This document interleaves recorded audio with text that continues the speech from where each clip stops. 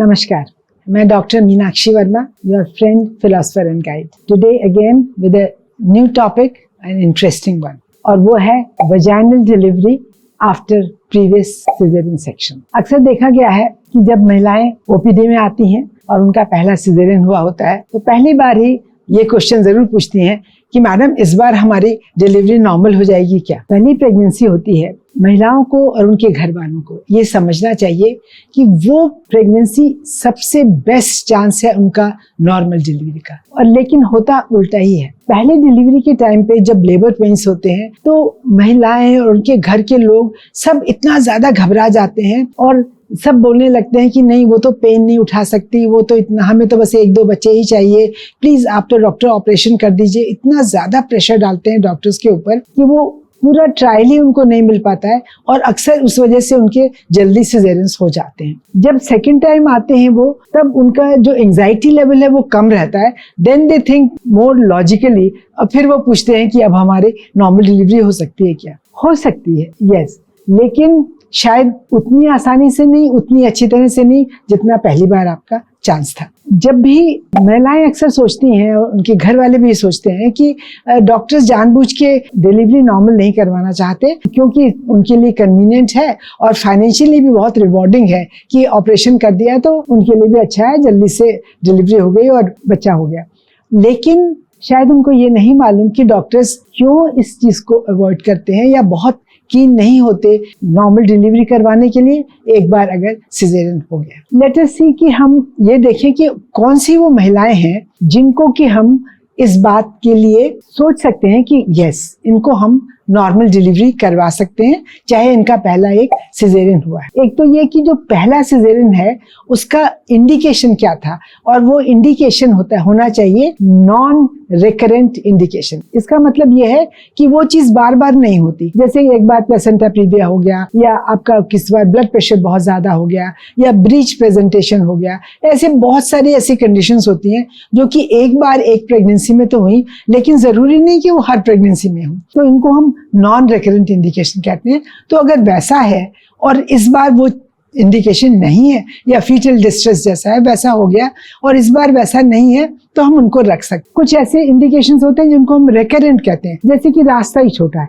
Pelvis जिसको बोलते हैं, बोनी पेल्विस, जो जिस रास्ते से बच्चा निकलता है वो ही छोटा है, या फिर कभी रास्ता टेढ़ा मेढ़ा हो गया, एक्सीडेंट हो गया, या कभी पोलियो की वजह से रास्ता बोनी पेल्विस टेढ़ी हो गई, तो ये रिकरेंट इंडिकेशन है। इसमें कभी भी वो चीज चेंज नहीं होगी और एक बार सिजेरियन हुआ तो वो बार बार ही सिजेरियन होगा। दूसरी ये है कि इस प्रेगनेंसी में सिजेरियन पहला हुआ, उसके अलावा और कोई ऐसा कॉम्प्लिकेशन तो नहीं है जिसकी वजह से हमें ये सोचना पड़े कि इनका ऑपरेशन करना ही ज्यादा ठीक है। फुल टर्म प्रेगनेंसी पे हम लोग अल्ट्रासाउंड करते हैं और ये देखते हैं कि जो पहले का स्कार है जहाँ पे ऑपरेशन हुआ था, वो स्कार जो था उसकी थिकनेस को देखा जाता है, और अगर उसकी थिकनेस बहुत कम है, इट्स लेस देन 5 mm, तो शायद हम लोग बहुत कंफर्टेबल महसूस नहीं करते, क्योंकि ऐसे केसेस में स्कार का डेसेंस होना, स्कार का खुलने का, रप्चर होने का चांस जो है वो ज्यादा रहता है। कभी कभी ऐसे पेशेंट्स ऐसी हिस्ट्री देते हैं कि पहले वाले सिजेरियन के टाइम पे बहुत इन्फेक्शन हो गया, बहुत दिन हॉस्पिटल में रहना पड़ा, बहुत पस डिस्चार्ज होता रहा। ऐसे केसेस में हमेशा स्कार वीक होता है and we just do not want to take any chances with a normal delivery in second pregnancy. कभी कभी ऐसा भी होता है कि फुल टाइम प्रेगनेंसी हुई, सब कुछ और अच्छा है, लेकिन देखते हैं कि अल्ट्रासाउंड करके कि बच्चे का वजन बहुत ज्यादा है, 3.5 किलो से कहीं ज्यादा, कभी 3.25 है, कभी 4 है। तो जब इतना वजन हम देख रहे हैं कि होने वाला है, तो ऐसे पेशेंट्स का we don't feel very comfortable putting them for the normal delivery. अगर पहली डिलीवरी जहाँ सिजेरियन से डिलीवरी हुई थी और ये दूसरी प्रेगनेंसी, इसके बीच का जो इंटरवल है, अगर वो 18 महीने से कम है, मतलब 1.5 साल से कम है अगर, तो किसी भी हाल में ऐसे पेशेंट्स को नॉर्मल डिलीवरी के लिए ट्राई नहीं करना चाहिए, क्योंकि जो स्कार है that is not very firm, that's not very, जैसे कहते हैं ना कि मजबूत होता है, वो नहीं हो पाता। इसलिए ऐसे पेशेंट्स को अवॉइड ही करना चाहिए। जो पेशेंट्स बहुत ओबीज होते हैं, बहुत ज्यादा फैट होता है जिनको, उनको भी, जिनका पहला सिजेरियन है, बहुत ज्यादा फैट है, उनको भी हम we do not want a normal delivery, क्योंकि ऐसे केसेस में अगर स्कार डेसेंस हो जाती है तो बहुत जल्दी समझ में आना या पता लगना कभी कभी मुश्किल हो जाता है। जब भी डिलीवरी, अगर पहला सिजेरियन है और दूसरी नॉर्मल डिलीवरी के लिए ट्राई कर रहे हैं, ऐसी डिलीवरी ऐसी जगह होनी चाहिए जहाँ पे आपको 24 घंटे गायनेकोलॉजिस्ट की, एनेस्थेटिस्ट की, पीडियाट्रिशियन की और ब्लड की अवेलेबिलिटी हमेशा रहे। क्योंकि जब भी ऐसे पेशेंट्स होते हैं, उनमें कभी भी ऐसा हो सकता है कि किसी भी टाइम बहुत शॉर्ट नोटिस में हमें ऑपरेशन की जरूरत पड़ सकती है। ये लेट अस सी कि कौन सी महिलाएं ऐसी हैं जिनमें की ज्यादा संभावना है। एक बार सिजेरियन तो हो गया, लेकिन इस बार हमें ऐसा लगता है कि इनको ज्यादा संभावना है होने की। जैसे कि अगर उनकी पहले एक बार नॉर्मल डिलीवरी हो चुकी है, मान लीजिए किसी की फर्स्ट नॉर्मल डिलीवरी हुई, सेकंड सिजेरियन हो गया, तो जब थर्ड टाइम अगर पेशेंट वो कंसीव करती है, चाहे पहली बार उसकी नॉर्मल डिलीवरी इंट्रायूटेराइन डेथ की वजह से भी हो गई हो, कैसे भी है, पर डिलीवरी अगर वजाइनल हुई है, तो फिर जो सिजेरियन की बाद की डिलीवरी है वो नॉर्मल होने में या वजाइनल होने में आसानी रहती है कंपैरेटिवली। और जिन पेशेंट्स को अपने आप लेबर पेन स्टार्ट होते हैं, दे आर द वंस जो डिलीवरी जिनकी वजाइनल होने की संभावना ज्यादा होती है। नहीं तो क्या होता है, ज्यादातर केसेस में हम देखते हैं जिनका पहला सिजेरियन है वो पेशेंट्स को लेबर पेन स्टार्ट ही नहीं होते। शायद उसका रीजन ये रहता है कि जो लोअर सेगमेंट है, जहाँ बच्चे का सिर रहता है, वहां पे बिकॉज ऑफ प्रीवियस स्कार जो हेड है बहुत अच्छे से फिट नहीं होता। बहुत अच्छे से फिट नहीं होने की वजह से उसका स्ट्रेचिंग प्रॉपर नहीं होता, और जो ब्रेन को सिग्नल मिलने चाहिए एक लेबर पेन स्टार्ट करने के लिए, वो सिग्नल नहीं मिल पाते हैं। तो ऐसे केसेस में अब ये सवाल उठता है कि इंडक्शन करना चाहिए कि नहीं। पेशेंट्स कहते हैं कि आप तो हमें पेन स्टार्ट करने की दवाइयाँ दे दीजिए जिससे कि हमारी डिलीवरी नॉर्मल हो जाए। शायद ये बहुत अच्छी स्ट्रेटजी नहीं है।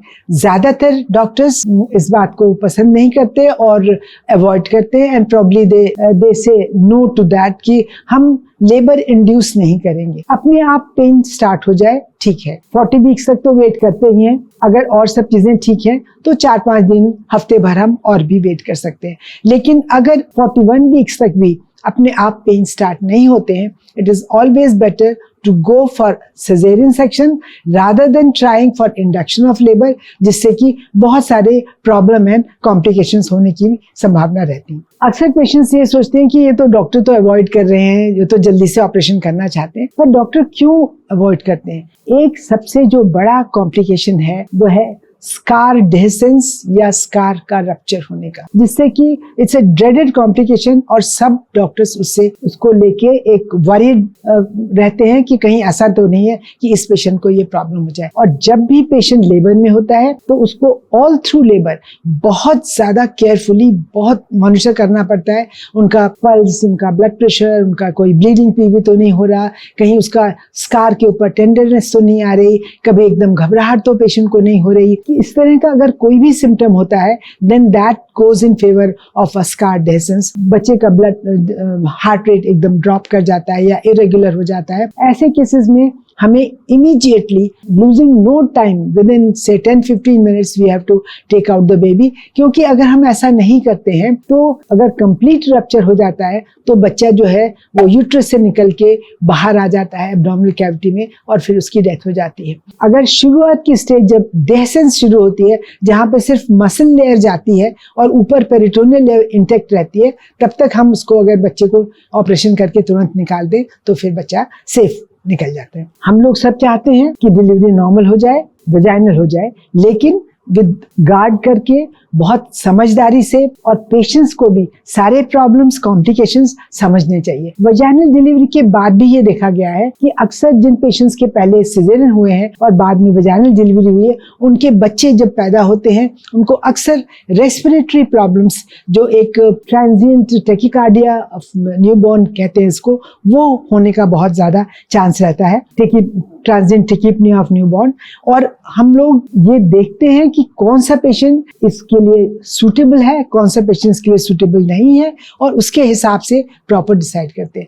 पेशेंट को भी बहुत ज्यादा जिद नहीं करनी चाहिए, समझना चाहिए क्या प्रॉब्लम्स हो सकते हैं, क्या कॉम्प्लिकेशंस हो सकते हैं, और उसके बाद फिर डॉक्टर और पेशेंट और रिलेटिव सबको मिलके ये डिसाइड करना चाहिए कि हम किस चीज के लिए जा सकते हैं। और they should be ready for the intervention at any time. किसी भी टाइम पे जैसे ही ऐसा लगता है कि नहीं, इट इज नॉट पॉसिबल और it is not wise to go on, तो इमीडिएटली ऑपरेट कर लेते हैं। बहुत से पेशेंट्स ऐसे होते हैं जिनको कि आराम से स्मूथली नॉर्मल डिलीवरी हो जाती है, and if that happens that is very good, क्योंकि फिर उसमें उनका नेचुरल हॉस्पिटल स्टे भी बहुत कम हो जाता है, रिकवरी भी बहुत फास्ट होती है और सब कुछ। तो ये जो ड्रेडेड मेजर कॉम्प्लिकेशन है उसके बारे में सबको मालूम होना चाहिए, और बहुत ज़्यादा हर चीज़ की प्रोज एंड कॉन्स होते हैं, उनको आपस में डिसाइड करके and then we go for the normal delivery और सिजेरियन सेक्शन। मुझे उम्मीद है कि आपको ये इन्फॉर्मेशन पसंद आई होगी। मेरे वीडियो को लाइक करिए और मेरे चैनल को सब्सक्राइब करिए।